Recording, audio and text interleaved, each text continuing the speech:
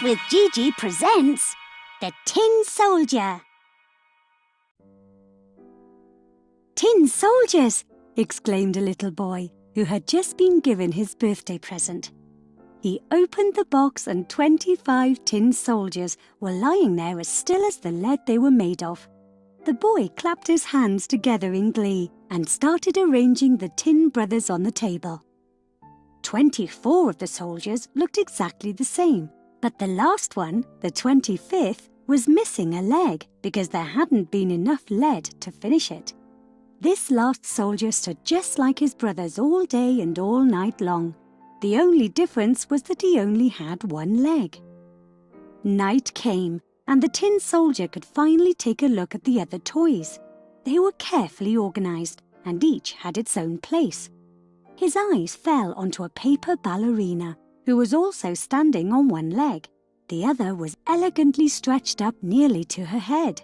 The tin soldier couldn't see the second leg and thought she was just like him with only one leg. He fell in love with the little dancer, whose top was covered with tiny stones, which flickered magically in the moonlight. "Hey, you there!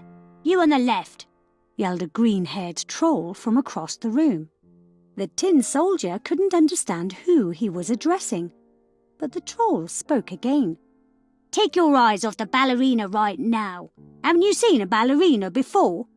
Don't you even think of getting any closer to her tomorrow when the boy plays with us?" But the tin soldier didn't pay any attention to what the troll was saying.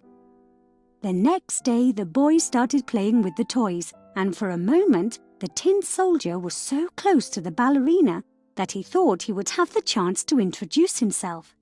But the next moment the boy put him on the window to guard it, as it happened to be one of the main gates to the city. No one knows whether it was the wind or the troll who pushed the tin soldier out of the window, but what he knew was that he had fallen onto the street from the 3rd floor, and he couldn't move or ask for help. "A soldier in a uniform cannot ask for help," he thought. Not long after, the tin soldier saw 2 boys. The boys also saw him and decided that a soldier like him couldn't be left upside down in the street. They made him a paper boat and set him sailing in the gutter.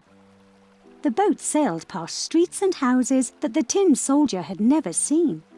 Then it was sucked into the storm drains with the tin soldier clinging on inside it. Just as he thought that nothing worse could happen to him, a huge rat appeared. "Pay me a toll to get through," the rat shouted at him, but the water was faster than the rat, and the soldier whizzed past. He sailed on, but his ship disintegrated in the water. The tin soldier kept on travelling without his boat.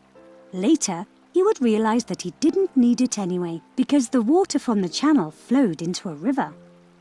At the same time, a fish was quietly swimming down the river, minding its own business. He noticed the tin soldier and gulped him up at once. This was when the tin soldier started losing any hope of ever seeing the ballerina again. Luckily, it was the season for fishing, and fishermen were waiting around every bend. One of them caught the fish which had the tin soldier in its tummy and went to the market to sell it. When they opened the belly of the fish, the tin soldier found himself in the house he had fallen out of. After he was carefully washed, he once again stood happily on the tabletop in front of the ballerina. Unfortunately, his happiness lasted no longer than a few seconds. The boy was angry at the tin soldier because he thought that the soldier had deserted his post, and so he took the tin soldier and sent him right into the fire. Just as the soldier had started feeling the heat from the fire, fresh air rushed into the room, and the ballerina was blown into the fire with him. The tin soldier man was happy to see her again, even though it was a short glance. After that, only her sequins were left to shimmer. The tin soldier followed her and melted in the heat, looking at the glittering sequins. The next morning, the maid took the ashes out of the stove and found a small tin heart in the ashes.